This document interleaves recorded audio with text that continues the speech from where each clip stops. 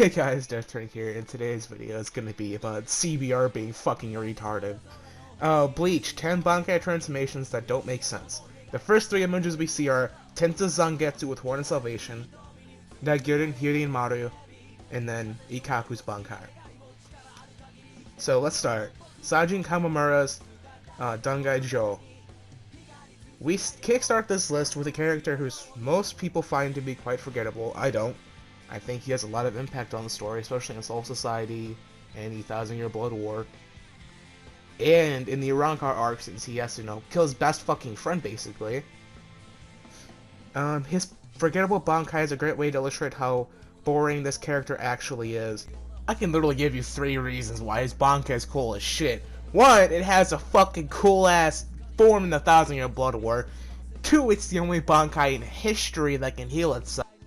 Like, this fucking alone is cool as hell. Like, you can't tell me otherwise, but by the way, guys, I'm not mad. I just sound like a retard in this video. It's just me being a spaz. Ignore it. And 3, it's because it reflects his honor and views as a samurai. That is why it's cool as shit. Alright, I'll get back onto the rest of this list, because I added this part in post, because I said something really annoying, so if it seems off right here, that's why. Next, this shows a filler. No, what? I'm not doing filler characters. Fuck that. That's stupid. Kensei's Bankai. Kensei is a boring character with one of the most unremarkable Bankai of all time, converting his swords into a bladed knuckle duster along with a coat of armor that covers both his arms. Okay. They don't get what a Bankai is. Okay, I'm just gonna skip that, because if you read the manga, you know why it's like that.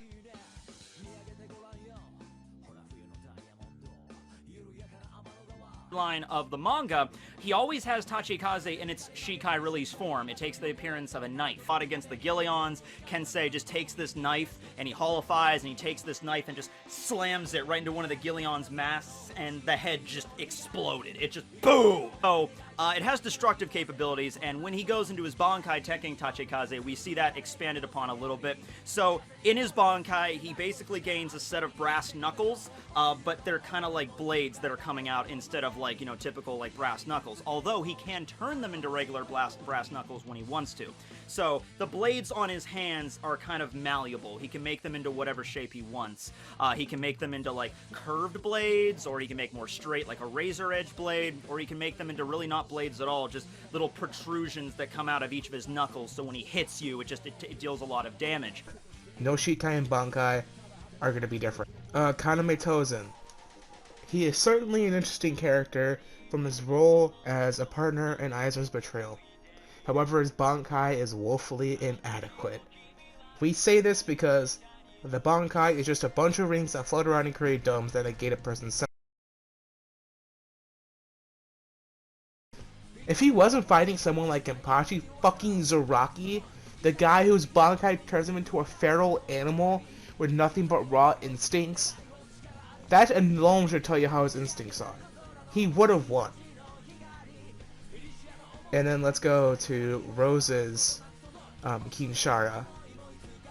When it comes to some of the most unique Bankai in the series, Rose's definitely takes the cake. However, this Bankai might be unique, but it's also nonsensical as well. How is it nonsensical? Upon activating the Kinshara, Rose becomes a music conductor as a bunch of deadly puppets dance and move as per order. These puppets can deliver some serious damage, but one must wonder just how inconvenient this Bankai ability actually is in a battle situation. Apparently not inconvenient enough to do that. He used it against Master Masculine. He would have won that fight if it wasn't for him being a fucking retard and talking. Oh yeah, my Bankai uses music. Breaks his eardrums. Like, what? Why would you say that? If you want to talk about a dumb character, talk about Rose. The Bankai itself is good. It's strong as hell. They're not giving really any reasons as to why these are nonsensical. And why they don't make sense. So I'm saying, pay attention to the fucking title, because all of them make sense. Literally all of them. Soy Foam. The last thing you'd expect in a universe populated with massive swords to suddenly sport modern weaponry out of nowhere. Oh, research and development. They have modern weaponry. They also have modern technology. They have computers. They have literally scanners that can read dimensional barriers. Motherfuckers are trying to tell me they don't know what modern weaponry are. The Quincy are in the Soul Society dimension, in the Shadow Realm. The fucking Shadow Realm. That they don't fucking know what the goddamn modern technology is. We're in the Soul Society Shadow Realm! They also have legit fucking computers. Yeah, but they don't know what modern weaponry is. Like, these motherfuckers can leave existence. Leave fucking existence. Mayuri Karasuchi's Bankai. Mayuri is one of the creepiest characters in Bleach, and yet somehow the most entertaining one as well. His Bankai is also a great personification of his character, summoning a giant poisonous caterpillar. I'd call it more of a baby than a caterpillar. I mean, it's like half and half. That looks as eerie as you might expect. While the design behind Mayuri's Bankai is certainly quite novel, one has to admit it's somewhat nonsensical. Not really! The only reason it can ever be considered nonsensical is because Mayuri changes it himself. The Bankai itself makes complete sense to what Mayuri does. He is a scientist who uses poisons. That poison in his Shikai is amplified times 10 and at a larger radius in his Bankai. A Bankai can never be different than a Shikai. Ikkaku Madarame. Ikkaku is one of the few Shinigami in the series who has the dishonor of having a weak Shikai and Bankai. A Shikai is, it's okay. It's not too bad, but it's just a fucking stick in a pole. It's a pole and a fucking sword. His Bankai looks incredibly imposing and showcases just how powerful he actually is. But the fact these swords are so brittle, I'm gonna look up this Bankai. Hold on, I forgot exactly what they say about it. They only call it brittle because it gets broken. Bankai being broken doesn't make it brittle. Like, Renji's Bankai was broken by Captain Byakuya. They didn't call it brittle. Ichigo's Bankai was broken by Hashwolf. They didn't call it brittle. What the fuck? Goddamn, Mayuri breaks his own Bankai. I guess it's brittle. What the fuck kind of logic is this? It's the next day. I'm still recording this because I gave up on humanity. Hoshodo Hitsugaya, Daigurian Hirin Maru. Hitsugaya is a prodigy who became one of the captains of the Gotei 13 at a young age because Ishin left. However, the captains only use their Bankai in extreme duress, which is sometimes not even true. Like, Byakuya uses it every 5 seconds. Hitsugaya has no problem whipping Bankai out for every fight imaginable. I think there's a couple fights where he didn't use it. This leads to where Daigurian Hinamaru becomes stale way too soon. Stop! Stop! I did speak to him last night. Stop! You told me the whole story. It sounded like Safari 2.0. Stop! Stop! What I mean Safari 2.0. Stop! No! What? Do we not forget when they hyped up his second Bankai? Or, well, second true Bankai? Do we forget the part where a Bankai is an evolved Shikai to its maximum? Alright, this Toshi one got me bring out the fucking manga real quick. We really gonna act like him taking this L right here didn't lead to him becoming a fucking super badass? We gonna act like this wasn't the coldest fucking reveal of Bleach? Come on now.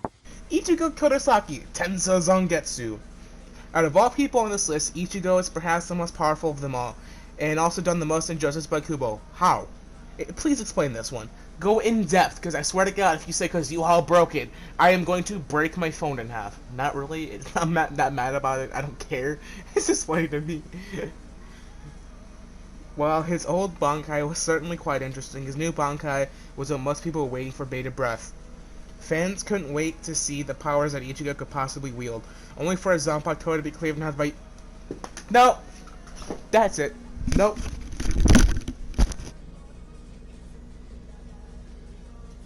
No. Oh! Ew! Dude! What the fuck? Ah, yes, because this Bankai is totally a cop-out that they got broken, even though it goes hand-in-hand with Yuha's ability. And goes hand-in-hand as the Shikushima and Ginjo's reason for being in the Soul Society like they are helping the Shiba clan. Which motherfucker goes back all the way to this volume. When we see Tsukishima and Ginjo are helping out the Shiba clan. Which ties back to fucking the past and Soul Society art. So no, it wasn't a cop-out. He's using a story. Best Quincy, get out my way for now. I might need this for a minute. You'll see why this is important. Fuck out of my way. This is why it's all important to read Bleach before you fucking speak.